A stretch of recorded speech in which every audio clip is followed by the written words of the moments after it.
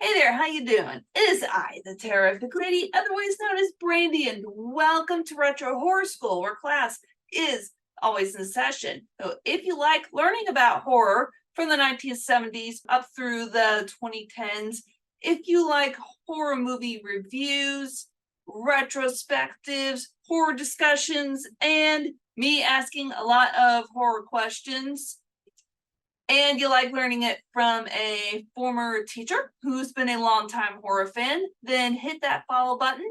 I put out new videos every Friday at 2 p.m. And today is the first Retro Horror School review. I am reviewing the 1976 slasher film, The Town That Dreaded Sundown.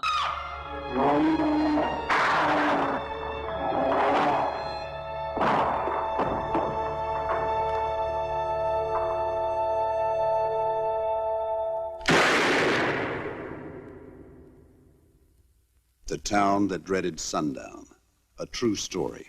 The Town That Dreaded Sundown is based on the real-life serial killings that took place in Texarkana, Texas in 1946. The case became known as the Texarkana Moonlight Murders because what the killer liked to do is he liked to attack in secluded places and liked to attack couples in lovers' lanes only at night. The killer was never identified or captured, which makes this an unsolved mystery. Even to this day, they may never know who did it. And like most movies that are based on true events, The Town That Dreaded Sundown, it takes a lot of creative liberties with the events, but it does aim to capture a lot of the fear and the tension that was going on during that time. And it was one of the first slasher films to kind of set in stone the many tropes that later slashers would use, such as the faceless, maskless killer who stalked his victims with a very signature weapon or weapons, and those creepy point of view shots where you see things from the killer's perspective. Something that made The Town That Dreaded Sundown very unique is its almost documentary style approach. Samuel P. Fuller, age 24. Linda Mae Jenkins, age 19. Brutally attacked March 3rd, 1946. Howard W. Turner, 29. Emma Lou Cook, 17. Bodies discovered in a wooded area on March 24th. Roy Allen, 17. Peggy Loomis, 15. Both found dead April 14th in Spring Lake Park. Floyd Reed, age 34, murdered in his home on May 3rd. Mrs. Reed shot twice, but survived. This man's identity is unknown.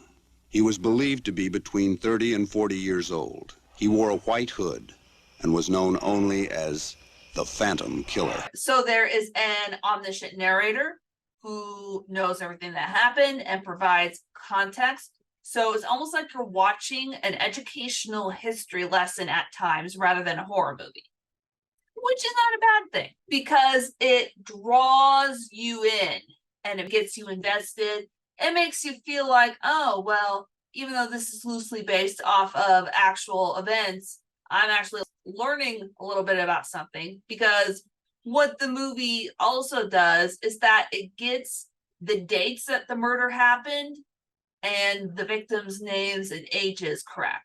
But that doesn't mean that The Town That Dreaded Sundown is without its flaws. At times, this movie feels more like a made-for-TV movie rather than a theatrical release. The editing is very uneven and inconsistent. For example, there was a scene where they were saying it took place at night. It was acting like it took place at night, but it was clearly shot during the day with really no attempt to even try and make it night. Also, tonally, the film struggles with consistency. If you remember my video where I talked about movies that were based on a true story and how one of the risks that could happen is the risk of disrespect, well, that's where I feel the tone comes into play here. It gets a bit disrespectful with the comedic, almost Dukes of Hazzard moments in the film, where you have one of like the, oh gee golly shucks, almost Barney Fife style of deputy messing up and making weird mistakes, all set to really comedic music, and it clashes with the serious moments in the documentary style tone of the film.